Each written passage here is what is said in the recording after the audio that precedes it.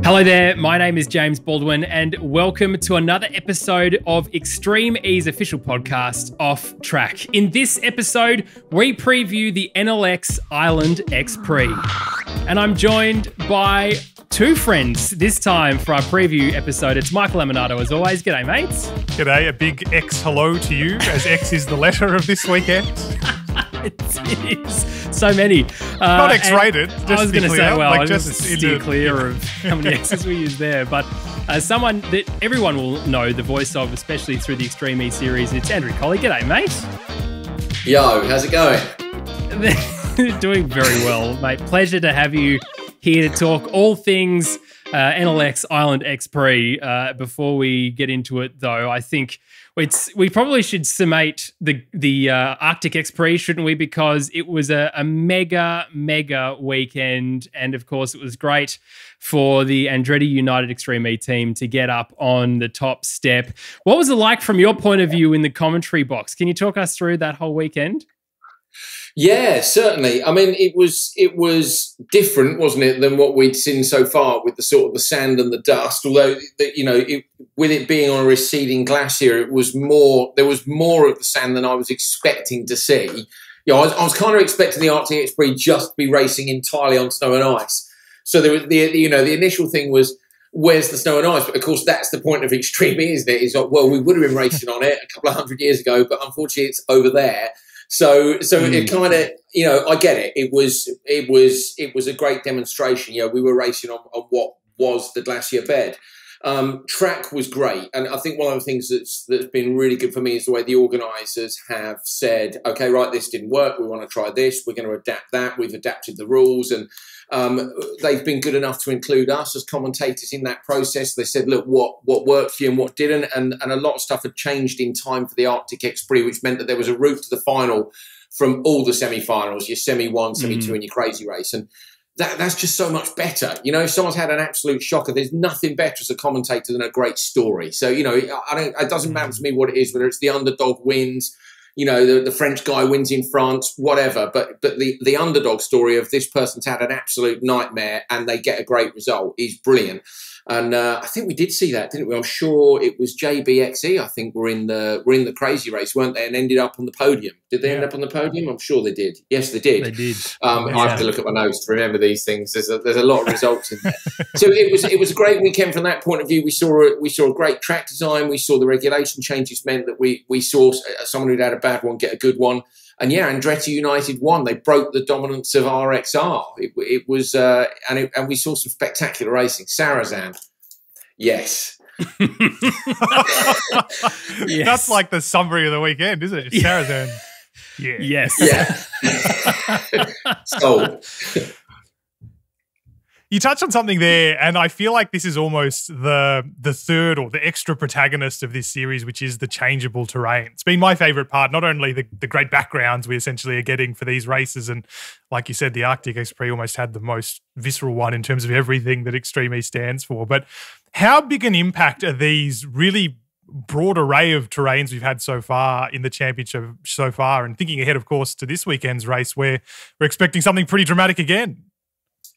Yeah, the backdrops have been incredible, haven't they? I've been really lucky in my work in motorsport to have travelled around the world commentating various different series, and I've seen some amazing tracks, some brilliant tracks.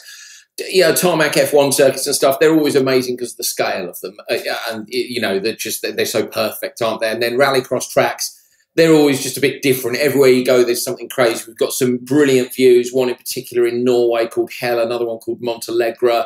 The spectacle of things like Nitro that have been at recently with the big jumps and stuff. And then you've got Extreme E that is kind of, other than, obviously with Dakar, you've got such a wide expanse that they go over once, but nobody's really gone, we're going to go to this big area, build a track out of nothing, use it for 2 days and then go away and hopefully not leave anything there other than a few tyre marks. And it's been great, hasn't it, to see the scale of those tracks and to see, the big drop off in Saudi Arabia was the one for me, where Sarazan had the huge crash at the bottom. And then Senegal, I suppose it was the alternate lines through the middle that I really enjoyed, and also a start finish straight on the beach. I mean, again, we've seen that in Dakar, but that was really cool. It was wet up at Greenland. Just the whole climate difference, the difference in the surfaces, the vastness of it. It is on a different scale, and I have enjoyed that. I have to say, you're just sort of left in. Whenever we're running a graphic, I'm like, remove the graphic. Let me see the beach again. It was amazing, and I hope that's opened some people's eyes to these venues as well and what's going on there. I would be the first to admit that I'm not a massive environmentalist. I'm not someone who, I do my bit, but I'm learning as much from this series as I think probably a lot of viewers. I'm a motorsport guy. I've not hidden that. Extreme E know that. It's not that I don't care about the environment. I don't know about it, and I think that's the point. Really, is that I'm learning a lot, and I hope the viewers are as well. Yeah, I think everyone is, aren't they? I mean, the people that we've spoken to on the podcast as well, and Timo Scheider is probably a perfect example of that. Someone who really hasn't probably thought about it a lot, and he's admitted that. But then to be able to be taught all these things and going out and listening to scientists like Carlos Duarte and understanding, these really big issues, but being able to understand what you can do at home and sort of, put it into layman's terms. That's the biggest thing that this series is doing, is it sort of takes it from that really top level, nightly news or big article in the Sunday paper into actually going, well, all of us love motorsport. That's why we're here, and putting it through that vehicle, for want of a better word, to actually understand it. And I genuinely think it's making a huge difference. And lots of people, be it from, Formula One or Rallycross or whatever they love watching, supercars, are now starting to watch this because of this different spread of drivers and team names and all that sort of other stuff, and going, oh, I actually get it now. And it's just such a great thing that these guys are doing. Anyway, let's keep talking about what we can expect, because we're going to talk about Rosberg X Racing. They were the clear favourites, weren't they, going into the Greenland, into the environment there, into the Arctic X Prix. Wasn't to be, though. They, Christopherson maybe yeeted a little too hard. I said the word yeet a couple of times last podcast. I probably should commit to it. Maybe not as hard as Sarazan, but certainly did it. But they are really the dominant team, aren't they? And aside really from that time that he yeeted himself, they're ahead in the standings, and it's really their championship to lose from here, isn't it? Andrew, what makes this team the favourites? That's really difficult. I think for me, the team is the key word. It's Molly and Johan. Molly has been the standout woman driver in the series. That's a fact. We're treating them as equals. The men and the women, they're all just drivers. I get that, but there's a pair, and you have to have one of each in each car. And Molly's been the pace setter. End of. I think that's changed a little with Jutta Klein-Smith has come into act and has shown immediately that she's lost none of the pace that she had when she won the Dakar outright. Don't forget. I mean, incredible driver. And I think some of the other drivers have maybe found their feet a little bit more slowly than RXR did. Christopherson is a force to be reckoned with. He's a guy I've spent a lot of time with from the World Rallycross Championship and Rally X Nordic as well. He's a genius. Yeah, he's one of the best drivers in the world. There is no question about that in my mind. But the likes of Ekstrom and Hansen have matched him on pace in Rallycross before, and this is a different game. It is a different game. It was a different circuit in Greenland. It wasn't. In some ways, I didn't think it was quite so technical as some of the other tracks we'd seen. But without being there and going and looking at damper clicks and figuring out what people have done with settings, have the other teams learned the car a little bit more and figured out how to make it as fast as the RXR machine was, or have the drivers learned a bit about how to maximise the potential from the car? I suspect there's quite a lot of all of those things in there. And the tactics too. But yeah, they got 2 wins from 2 at the start of the season. Okay, they were 5th in Greenland in the final, not ideal, but they've still got 14-point lead as we go into round 4, and there's only 2 rounds left. So really, they've just got to play it safe and make sure they're in the final both times. But I am hearing the Sardinia track is challenging, let's say, in terms of the terrain. Same applies for everyone. So they've got a job to do. As you say, it's theirs to lose, and they'll be aiming not to. There's been a lot of social images of Timo smiling a lot, so I can only imagine it's like that. I can't wait to see. Go on, Michael, sorry. No, I can't wait to see what that means he has in store, obviously, because for someone to be that pleased with themselves, something's up. Something's going to be going on. I fully expect that to be the case. He was very pleased, wasn't he? I'm sure you've seen the tweet that, Extremely have put out a tweet, and there's him going on about alternate lines, and there are some very big ruts and some big drops. I'm thinking, oh, that's good. And what was really interesting is he said they won't have time to learn it all. And of course, this is what drivers revel in, is drive the car around the course nice and slowly, check everything out, get out on foot. For me in Saudi, there was only one line. It was obvious. There was only one line that was the ultimate line. Kyle the Duke tried an alternate line and took a corner off the car. I love Kyle. I think he's a legend. He's got that Colin McRae style of go for it. But he was really the only person who tried a proper alternate line. So at that track, they all run GoPros on the recce. They're not stupid. They'll go back and they'll pour over that tons and tons of times. But there's only a limited window. It's like 2 hours or something they get to drive or walk the track, depending on what the track is, what vehicles are available at the venue. So Greenland, for instance, there just weren't many vehicles to do a recce because not many people live there. Sardinia, that's not going to be an issue. There'll be plenty of recce cars. That Europe car won't realise what they've been rented for. No, I'm joking.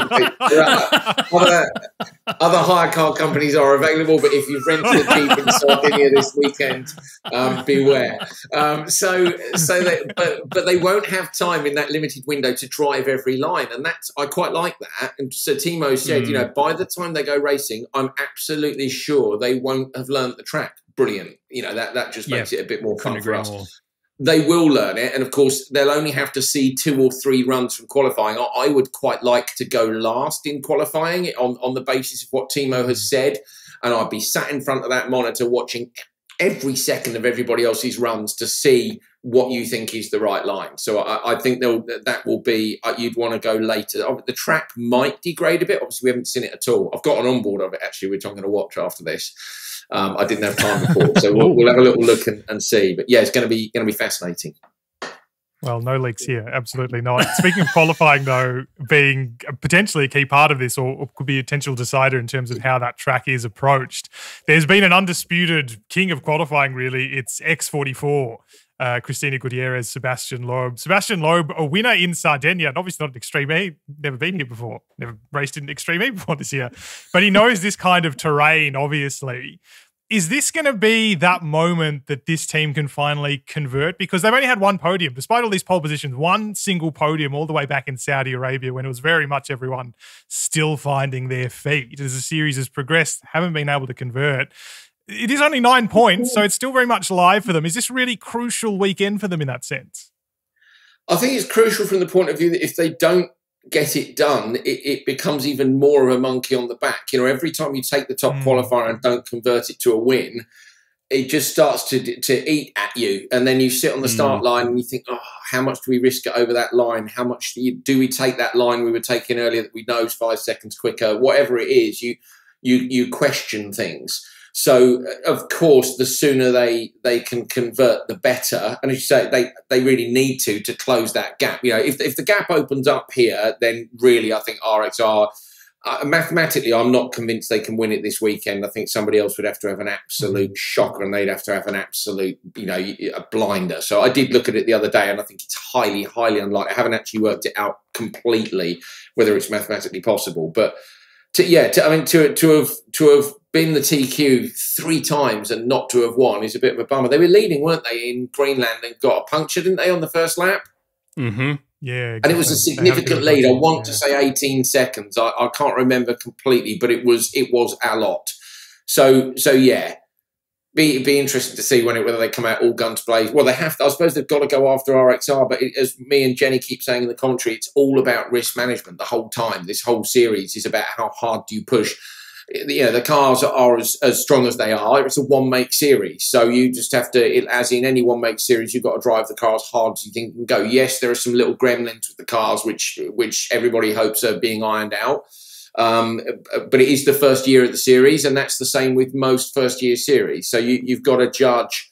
I know some of the teams went slightly easier, for instance, in qualifying in Senegal because they knew that it was more important to make it to one of the semi-finals because, of course, there was no route to the final from the crazy race.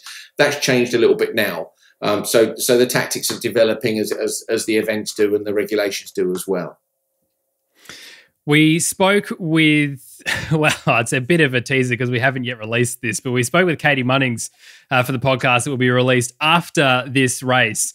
But she said a lot that, you know, her and Hansen are sitting down, Timmy Hansen sitting down and going through things and trying to learn and become that better duo to really be that team to really bring it, I suppose, for the last two races. Now, Andretti United are only 17 points behind, but the momentum that they're carrying from the Arctic X Prix, that's huge. And of course, we know that, you know, Timmy Hansen is an incredible driver as well. He's been doing amazing things since that X Prix to now. And Katie Munnings has been either following him around trying to eat more of his pizza, which again is a spoiler alert, or trying to figure out what's going on with the Hansen brothers and getting these tips and tricks, isn't she, to try and get there. I mean, do they really have a shot at winning this thing? I mean, if something goes terribly wrong, I suppose, for the first two cars, of course, are in Rosberg X Racing and X44, you know, they potentially could have a shot at taking out the championship. And how important, I suppose, is that momentum from the Arctic X Prix, and how crucial is this weekend for them? It's a shame what happened to them in Senegal. You know, that really tripped them up with a P2 in Saudi and a P1 in Greenland. They would be right in the mix. But, you know, the fact is they're on 37 and RXR are on 71. It's half the points. It's a long way. But they have both been signed for next year, don't forget, which is also a huge confidence boost because you know your seat is secure. If you saw the provisional calendar, there's a chance we're going to go back to some of the venues. I think that obviously the tracks will be different, but you'll have some data from similar terrain.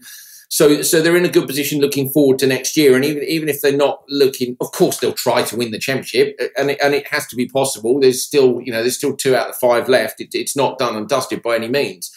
But just carry that momentum forward to next season. Yeah, if they can win the next 2 events and then they go into next year and everyone's going, bloody hell, you know, Andretti United are really good. They won the last 3. They were P2 in Saudi. They had one shocker. They're getting faster and faster. You want to go in with that psychological advantage for next year. Timmy, you know, obviously brilliant driver, World Rallycross champion, leading the championship this year. He won Nitro Rallycross earlier on this year as well. The first round of that at Utah. Him and Kevin have been on the podium everywhere. Extreme E, World Rallycross, Nitro Rallycross. They're having a great run of form. But Katie has impressed me with going off and trying other stuff. So she came out to Rally X Nordic, which I was commentating, and drove a cross car, which is a motorcycle engine buggy with a sequential box, because she felt that she lacked racecraft. So she's a rally driver and she wasn't used to having other cars around her. And as the weekend went on, you just saw her getting more used to getting stuck in at the start. And she got stuck right in at the start out in Greenland and did an absolutely brilliant job for a driver who isn't a racer to have done the job she did at the start. Was fantastic. She was in out in the United States with me a couple of weeks ago. She was racing side-by-side buggies in Nitro Rallycross. And again, it's more race experience. She had a ding-dong battle with this guy in a race. Her Joker strategy was good, and she took a win in that to put herself through to the final. So it's the fact that she's going off and she's investing in her skill set to make sure that she's getting faster and filling in the gaps, you know, in terms of racecraft and stuff. So she's done a brilliant job, and I think her confidence, particularly having passed Molly in Greenland in a race. Molly, remember, is the benchmark, and Katie's passed her. We've spoken about monkeys on backs. It's like, gone. You know I can go as fast as you. I know I can pass you, and that makes a big difference in your head as to your confidence when you're on the start line. I'm interested as well because being a new series, first of all, but also the scale of this championship means we only have one race every couple of months, whatever it is exactly, 5 rounds this season. Considering this is a brand new thing, brand new to the drivers, brand new to the teams as well, and so many drivers from different disciplines still adjusting to exactly how this series works. Is it too easy to say something like momentum is playing a role when there is so much time between races, either to dwell on something that's gone wrong, maybe bask in glory if you're so inclined for certain drivers, whether or not that's the case, and build on your own abilities in completely different ways, like you say, to go to a completely different event and try a completely different thing in the hope it might add to the skill set. How much of an impact is the way the calendar is spread out potentially going to have on the way these drivers adjust to this series by the end of it? Well, you know what? Just from my point of view, I find it quite hard that the events are so far apart because like, just being completely honest, I'm like, what happened? And I've got my notes here, as I say, you know, I have my stat folder which I take into the commentary box with me always, because I work on a number of series, and there's a lot of stuff going on in your head. So you just have a little reminder. So if you just take my point of view, the gaps between mean that you not lose focus, but it's not so focused as something which is every other weekend or once a month. For the drivers, there's two ways of doing it, aren't there? You go off and you forget about it and do other things, or I suppose you go off and do other things and focus on trying to up your skill set. What they can't do, of course, they can't go away and test. So it's not like they can go off and go, right, well, we had this little issue. Let's run a setting sweep on dirt and figure out why the car wasn't doing what we wanted to do. And we'll see if we can get that working. Then we'll take that and try it on the sand, because that was a problem. When it worked on the dirt, it didn't work on the sand. And you and your engineer and your little test session, you go through it all and you do a sweep. You can't. The cars are on a boat in the Atlantic, so there is there is no testing they can do. And none of the teams have got a test car as yet. I don't know. I'm not even sure if they're allowed one. But that would be what I would want to be doing between the events if I were a team. You'd be going, right, okay, we'll go and do some testing and try to do it. So I think the drivers are probably doing as, someone like Christopherson, the Hansons, they're staying match fit, racing in other series. We've seen a lot of the female drivers go off and do some rally raid stuff or some race stuff, to fill in gaps in whatever expertise they come from. So Laia Sands come from bikes, so she's just been spending more time in cars. A lot of the girls who've done cars haven't done any racing. And so we're seeing everybody fill in the gaps in their skill set in the breaks in between. But the breaks in between are quite long. And looking at next year's provisional calendar, it will be spread more nicely through the whole year. But those gaps are going to remain long. And I'm sure that you will find teams having quite significant strategy meetings about what will be the plan for next year. How can we improve on that? But they won't be leaving any stones unturned. The drivers, I know they'll be looking at GoPro footage and constantly analysing things and trying to figure out where they can go faster. But it's a strange one, isn't it? Only having 5 events. Huh? Yes, I was going to say, if we get a bigger boat, that could be the solution to running between races, right? These big gaps, you have remember when they used to have a race circuit on top of the Fiat factory in Turin? Can't we do that with a boat? Yeah, I've seen a cruise ship with a go-kart track on it, isn't there? I'm sure I've seen that. And then you get like a running track that goes around the top deck. I mean, maybe we can just hold a truly Atlantic Prix where we just race on a very big boat. I mean, if we get more entries, we may need an aircraft carrier anyway. Perhaps we can then have a track that goes up and down into the decks. I mean, that would be fun, wouldn't it? That would be fun. But the boat can only go so fast. Yeah, the boat can only go so fast. So I guess that's the thing, isn't it? It's doing these scientific experiments on the way, which is a big part of it. There's a science lab on there. They're constantly improving the boat in terms of emissions and things. They're across everything. It's year one, and I think year two, it's probably right not for them to go too nuts. And obviously COVID has had a big impact as well on the way the calendar's been and where we've gone, which is why the last two are now in Europe rather than in South America. But new challenges for the teams, definitely the big gaps. Andrew, I want to talk a bit about the back of the grid, because we sort of don't get an opportunity to talk a lot about like Excite Energy Racing, for example. I mean, Oliver and Christine have had some not so great luck as well. And as a result, we don't end up talking as much about them.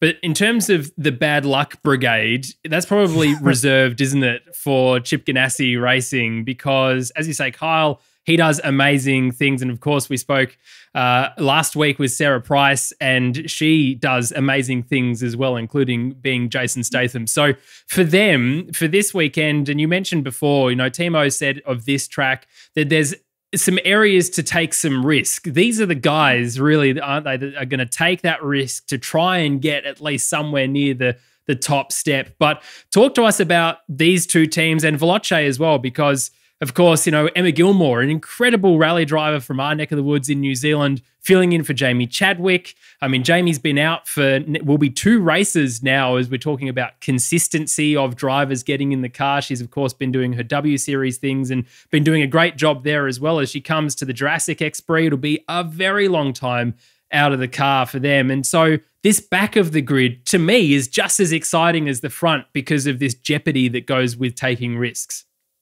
Yeah, there are stories to tell there, aren't there? Definitely. I mean, Excite have done pretty well in qualifying as a general rule. It didn't go so well in Greenland. They've been mid-pack. So I think probably where they're not having quite the ultimate pace and taking some of the risks that the other teams are having. They maybe haven't come across some of the issues the other teams have had, and so they've been there or thereabouts. And in terms of a championship, that's great. I know Ollie's been working really hard on the sponsorship side with getting on board brands which really are into electric racing, and all the drivers I've spoken to recently have said they struggle now to raise the money for internal combustion, but they've got quite a lot of companies that are interested in racing the electric. And Ollie on the business side is really sharp.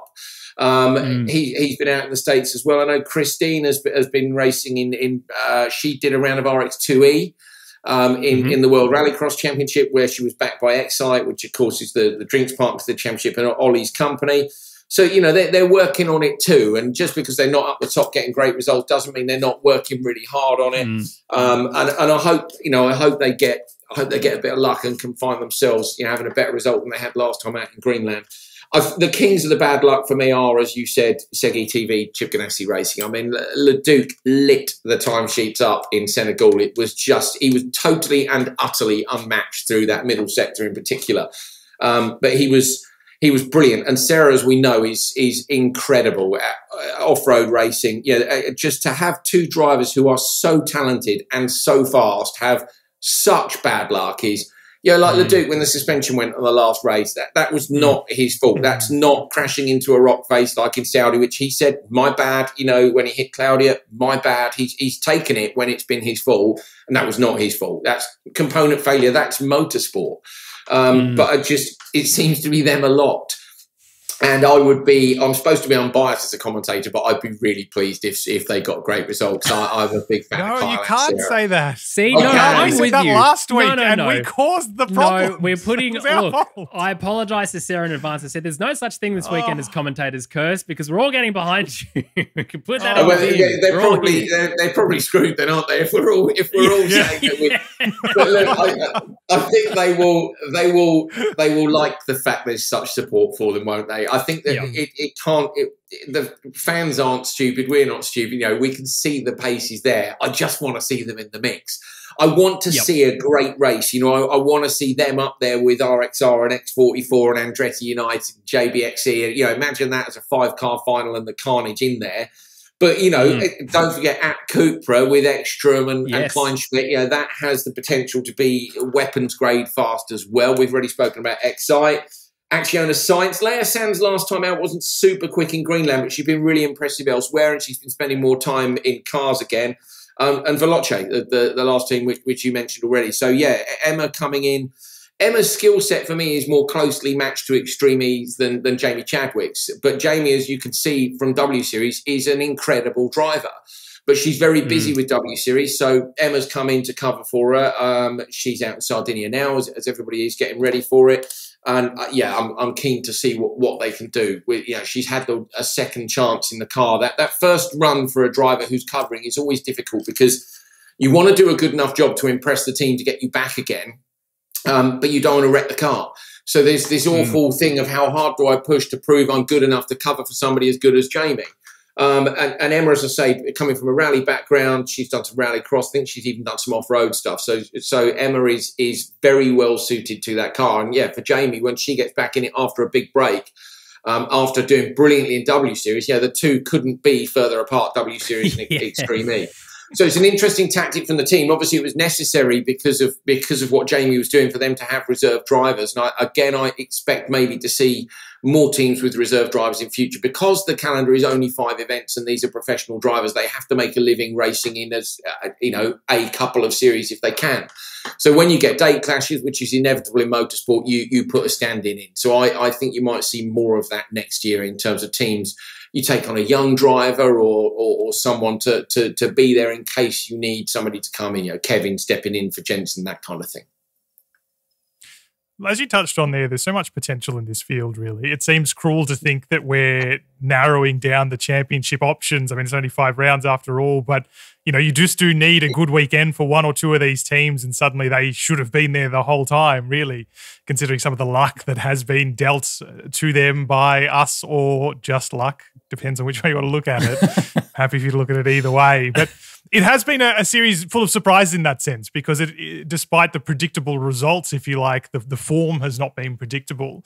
What or who has surprised you most in the campaign so far? Because I feel like, Greenland was a bit of a high in the sense that felt like a lot of teams could have won, but for these terrible misfortunes or happenings. What's been the surprise for you so far?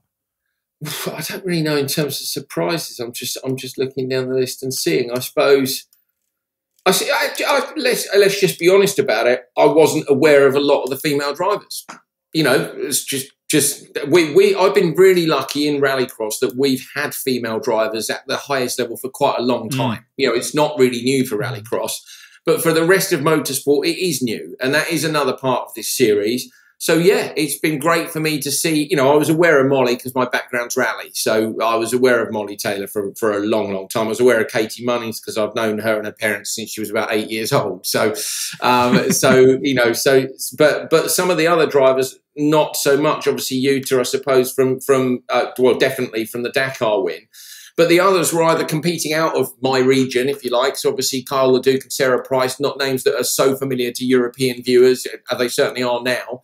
And then the other women who've been competing in, Leia Sands, multiple times trials world champion on a motorbike and a brilliant off-road racer on a bike, who's now actually, I think she said she's retiring from riding bikes and is only going to race cars, I believe she said recently. So it's been great to see that there's that depth of talent out there. And that is one of the things that this really is, to try to promote the fact that there are tons and tons of great female drivers out there. And we want to see more of them in Extreme E. And they're absolutely key to the partnerships, as we can see from Taylor Christopherson, Munnings and Hansen, Kleinschmidt and Ekstrom. You put a pair together and things gel and you go super quick. So, yeah, I think they're all getting there. Looking at the points as well, Michael, you're saying about the other teams and the bad luck, and they need a good weekend. There's only 7 points between Andretti in 4th and Segi TV Chip Ganassi in 9th. So there's 6 teams within 7 points of each other. It's 7 points up to JBXE in 3rd. There's 13 points up to P2. And I think it's 14 points up to P1. So the podium is spread out a little bit more, but certainly the last place on the podium is very much up for grabs by any of those teams. So I think we can certainly say the end of the season is really important for them all, because obviously a podium finish is going to get your sponsors back on board for next year. It's going to get everybody excited about you as a driver. Contracts are going to get re-signed. This is where a lot of people want to be competing. So I think the last spot on the podium is up for grabs. This weekend will dictate whether or not either of the first 2 positions are going to be available. I suppose if we were really mean, then a result for the championship in terms of excitement would be for RXR and X44 not to have a great weekend. That would really put the cat amongst the pigeons. Then we would go to the final round being like, I have no idea who's going to win this. But you've got to look at the consistency and the form, and that says that RXR and X44 will both be there this weekend. But yeah, all to play for. Let's just pause there for a second, Andrew, because I do want to talk a little bit more about, of course, Sardinia and the upcoming Enel X Island X Prix from 2 different perspectives, because we have our man on the ground, Timo, and of course we've got Tamara as well, who've been working on the track. And of course, a little later on, we're going to hear from Professor Lucy Woodall, who's going to tell us about the environmental aspects of this race, why it's important to consider in our race to contain climate change, in particular about blue and green carbon and the sea around Sardinia. But I want to start, of course, with the challenge of this race. I'm going to go now and talk to Timo and Tamara. And guys, how did you find the track? Ladies first. It's a really nice track, like always. Good job, Timo, and everybody else involved in the designing the race course. For sure, it's very difficult. It's really tricky in some places as well, for a lot of bumps and compression that you can't really spot from the car. But yeah, I'd say that it will be an interesting weekend. Yeah, I'm pretty sure it will be totally different to what we've seen so far in the entire season. So we will have a couple of single trails, medium to high speed. So weight transfer there is something very crucial, and you have to be super sensible on the surface, because we have, like Tamara said, a lot of hidden bumps, and this will create trouble here and there, I'm pretty sure. So for you guys out there watching it, it will be mega, I'm sure. Timo, Tamara, were there any surprises out there? You mean beside all this poo, cow poo, poo is German actually. Well, surprises, I think in the end the surprise will be that we have a water splash, or two even. So that is for sure something very special for all of us. So also looking forward to this, to see those cars flying through the water. But more or less, this is the hot topic, but I'm really interested to see what the guys are doing on these high-speed areas with all those bumps, how they cope with it. I think the challenge is really high this time. As well as that, I think also the surface is very different comparing to what we've seen so far. Yeah. We have a really hard compact gravel, which is obviously has a different grip level comparing to the surfaces that we've seen so far. So yeah, I think everything together will be a bomb. Any particularly good overtaking points? Well, we actually started off with like 5 different lines from the start line already, just to give the opportunity to choose different lines and to have overtaking spots. And then for sure, I would say in the second half or in the last third, I would say for sure we have some options on higher speed to dive into a slow speed corner. I think on those areas where we probably have also the hyperdrive, we will see some overtakings, of course. Yeah, and as well as that, again, depending on what somebody wants to take a risk, because there are some places that if you want to be safe, you have to slow down quite a bit. But yeah, if you just want to send it, you take a risk, but for sure you get a big advantage. And one more question before we let you go. Obviously, this track is a unique challenge. Which team and driver do you think this is going to suit? Yeah, so I think it's a track that has a lot of different characteristics. So I don't know which driver actually could fit the most. You know, we have really different kind of drivers here, like from rallycross, off-road. So will be interesting to see who will actually go on top of everybody else. Well, I think this is a track with a bit more risk. You will gain quite something. So therefore, we have seen many times this season that the Ganassi guys have a high level of risk. So if they cope with the risk and the bumps we have here, then probably those guys will be the one to beat. But if it's about being smart at the right time, backing off at the right time, then probably this is a Rosberg team. This is what I'm thinking. Thanks very much to Timo and Tamara, who've been hard at work setting up the track for the Island X Prix. And I mean, all signs are it's going to be a real challenge. I cannot wait to see the cars tackle that circuit.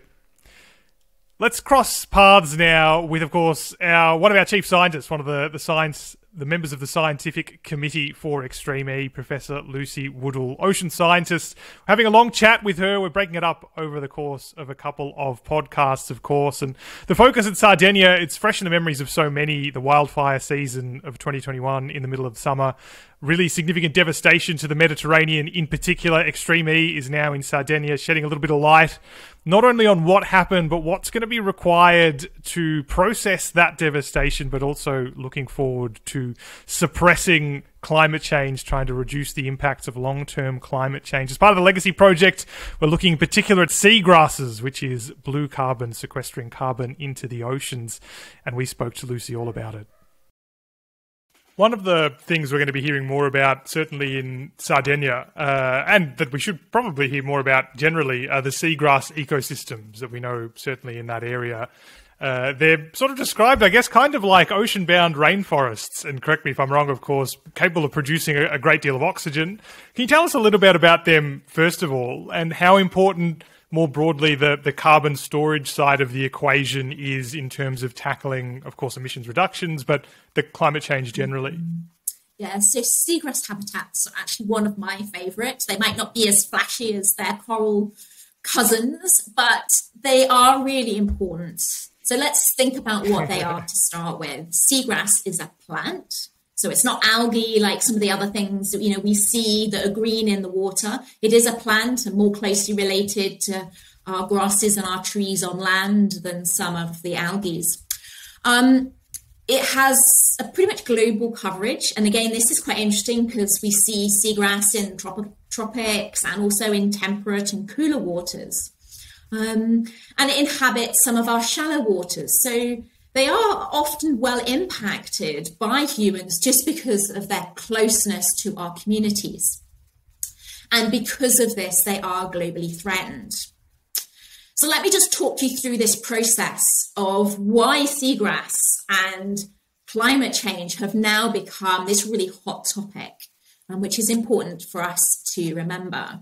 So we have CO2 in the atmosphere, and of course it's that increase in CO2 that is a large proportion of the challenges that we're seeing today with climate change.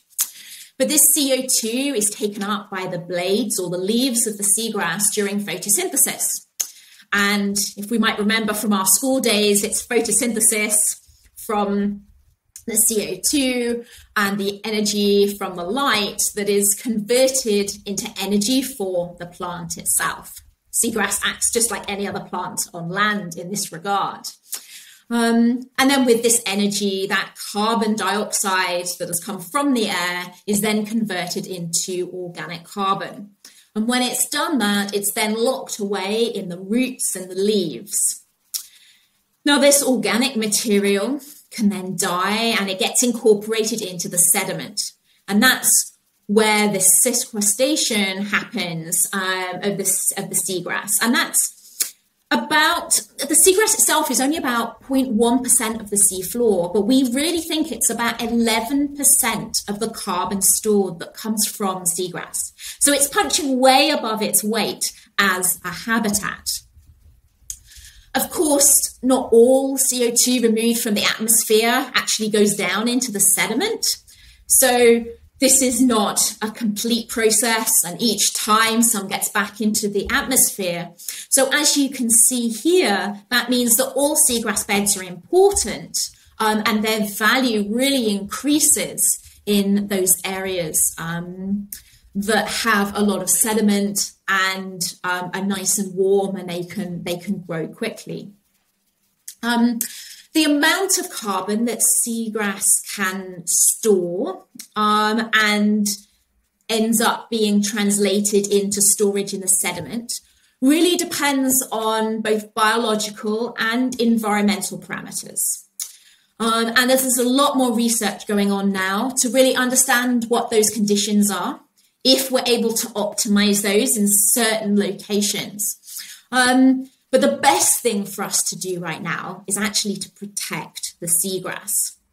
Just before we think about that protection, I just want to mention that seagrass is important for a whole host of other reasons. It protects us from storms, reduces erosion, improves water quality by absorbing some of the excess nutrients. And of course, it's home to other life, and even nurseries. So really important for food security, for communities that rely on seafood, and is really highly biodiverse. In fact, my first experience of seagrass was when I was working on my PhD research, which was on seahorses, and some seahorses live in seagrass.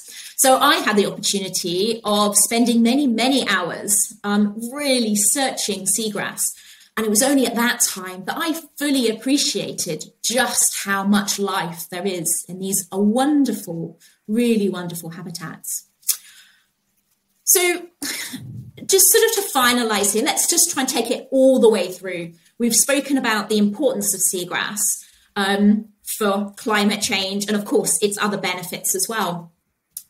Spoken about the importance of protection for that. Let's think about it in that next level up, that policy side. So the protection of seagrass beds has now actually been included in the National Determined Contributions, or NDCs, for each of the nations. And these have been submitted by different countries ahead of the climate COP in Glasgow in November. So for example, Seychelles has pledged to protect all of their seagrass and indeed all of their mangrove habitats, which really helps towards our trajectory of trying to decrease carbon So these NDCs together help us to determine the trajectory for the planet in regards what we expect global temperature rises to be. And seagrass protection in NDCs reveals that globally, we've started to do this, but we really need to wake up to the fact that climate change and biodiversity loss are tightly linked. So therefore, they really need to be addressed together. So I guess I'm saying again here that we often silo some of these challenges because they're maybe easier for us to conceptualize, but actually their solutions are going to come from that integrated way of working and really listening to each other about where the challenges exist and what we can do across different disciplines to be able to support the minimization of some of these challenges and ideally to be able to move back in the other direction. Oh, can't wait. It is going to be such a great weekend worth of racing. Well, Andrew, I want to talk a little bit about you because those, as you kept saying, in the rallycross world and the rally world will know full well of your dulcet tones across both sides of the pond, as you would probably refer to it in the US and in Europe. But what actually brought you into motorsport world? Because we know how excited you get around the rock garden in the Arctic X Prix. We called it the boulder yard because Sarazan sent it through some massive boulders. And, Yes. and you've got such an amazing knowledge around all things rallycross and rallies. What brought you into that space? I raced radio control cars as a kid, and I've actually gone back to doing that now. Proper geek and proud of it. I love it. Awesome. And Lewis Hamilton and Peter Solberg both started with radio control cars, by the way. And then as I became a proper grown up and got my hands on my mum's 1 litre Austin Metro, I discovered that I liked driving fast, probably a little bit too fast. And so mum and dad sent me to a rally school on my 19th birthday, and I loved it. And in fact, so my instructor at that rally school on my 19th birthday was Chris Munnings, Katie's dad. So that's how long ago. Wow. That's how I know Katie for so long. And I said to Chris, look, I love this. Am I all right at it? Should I pursue it? And he was like, yeah, you're great at it. You just need practice like anybody needs seat time. So I went and bought a rally car with a mate, and we competed at low-level rallies. I got up to national level in rallying, which I loved. I desperately wanted to be a factory rally driver. My heroes, Colin McRae, Richard Burns, that late 90s, early noughties era of rallying, early WRC and late Group A's, my absolute favourite. I love it. And I just passionately love motorsport. I bloody love it. I really do. I get excited. I get excited because I love it. There's no fakery there. I just think it's great. I love a great race. I love the tech. I love the geek details on things like setup and stuff and who's done what to just ink those extra tenths out. So that was how I got into it all. Alongside competing, I worked as a motorsport instructor for more than a decade, and alongside being a motorsport instructor, I kind of started doing little bits of TV. And when the motorsport instructing became a little bit, I thought, you know what, I really enjoyed the TV. So I chased the TV really hard to try to get a break. That was back in 2009. I uttered my first words on Eurosport about the Intercontinental Rally Challenge and Chris Meek and a damper test, actually. How thrilling for the viewer.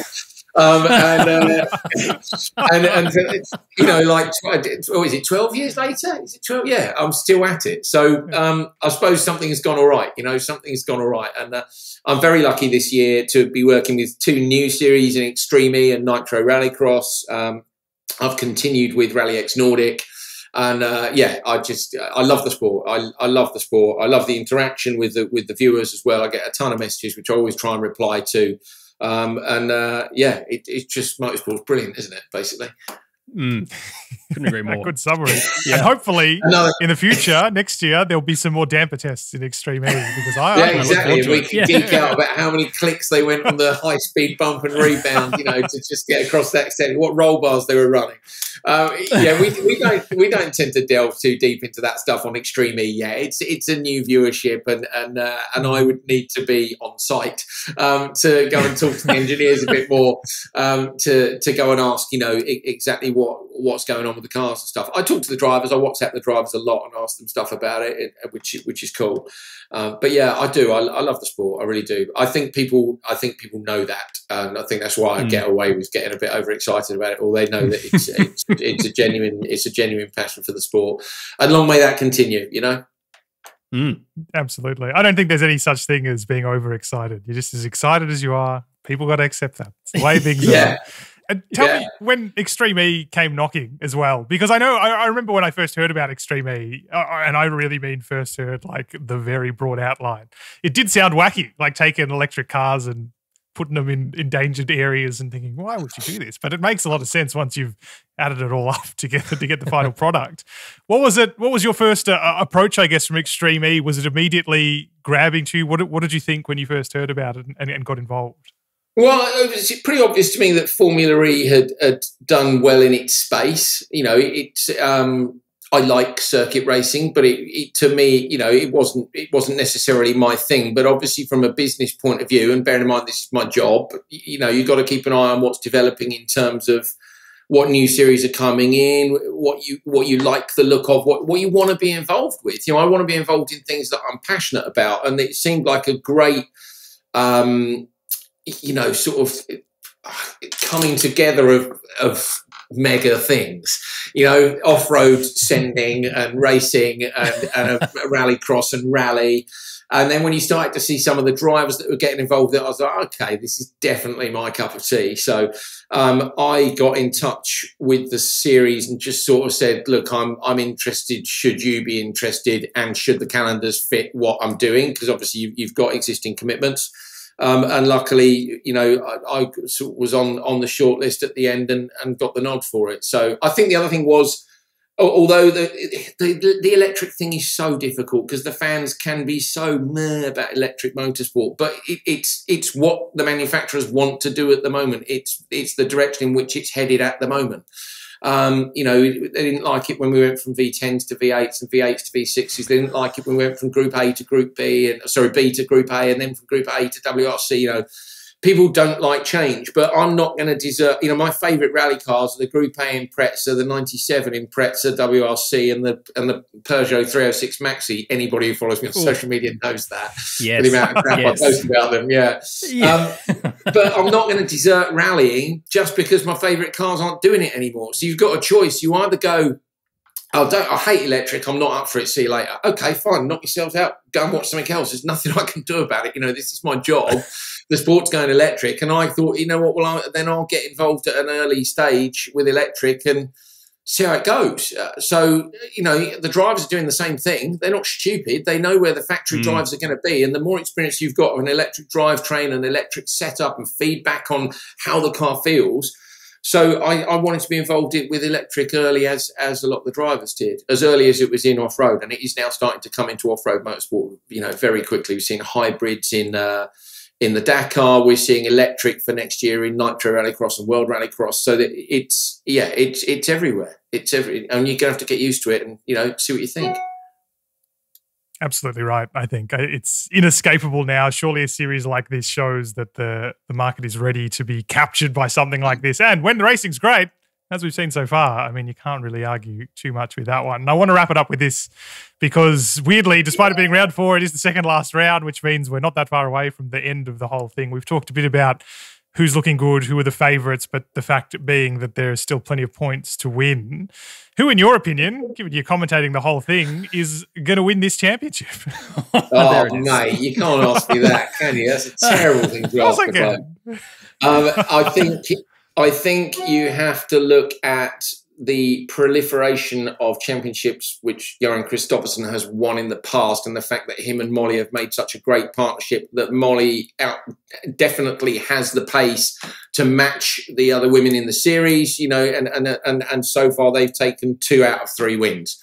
So statistically speaking, and in terms of form, both in current and past, it's hard to look past RXR.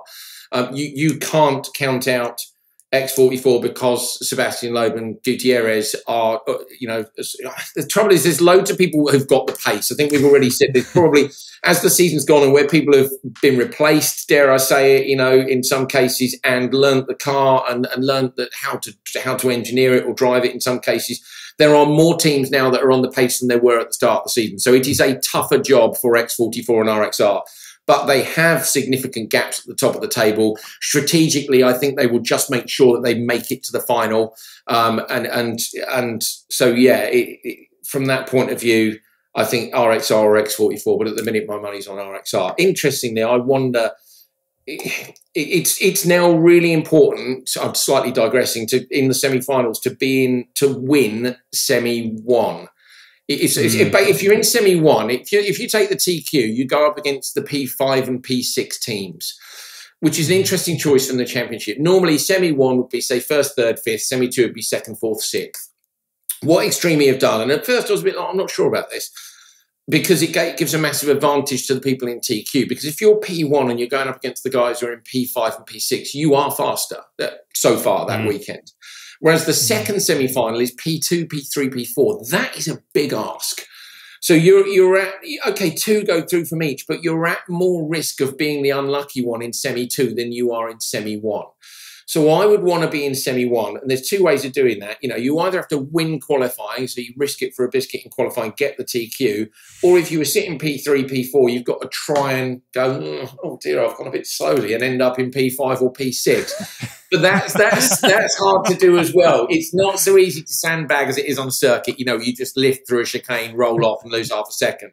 So I think probably you won't see people able to do that. But I wonder how much risk people would be willing to take to get the TQ, because the TQ now for me is a big advantage. So taking TQ, I think, pretty much guarantees you a spot in the final, barring any weird problems with the car. So, yeah, there you go. Nice little digression right at the end. A shout out to all of the teams who are busily writing down all of that information at the weekend. Are you going to ignore the idiots? These 3 clowns again. Yeah. Well, Andrew, look, thank you so much for your time. It is going to be an incredible race. There is so much to play for. There's risk at one end. There is, the safety element of leading the championship at the Rosberg X Racing and X44 end. So much to play for, as you have said. And we can't wait to hear you and Jenny commentate it all, of course. It's going to be fantastic. Look, thank you so much for listening to and watching the podcast as well. You can find out where to watch the live broadcast on the Extreme E website. You'll find that in the description below. Of course, make sure you're subscribed to Extreme E on YouTube too, because pretty much everything except for the final is broadcast there, so you can hear more of the dulcet tones of Andrew there. Mate, thank you so much for your time, and can't wait to chat ahead of the Jurassic X Prix in a couple of months' time. Thanks for having me on, guys. Much appreciated.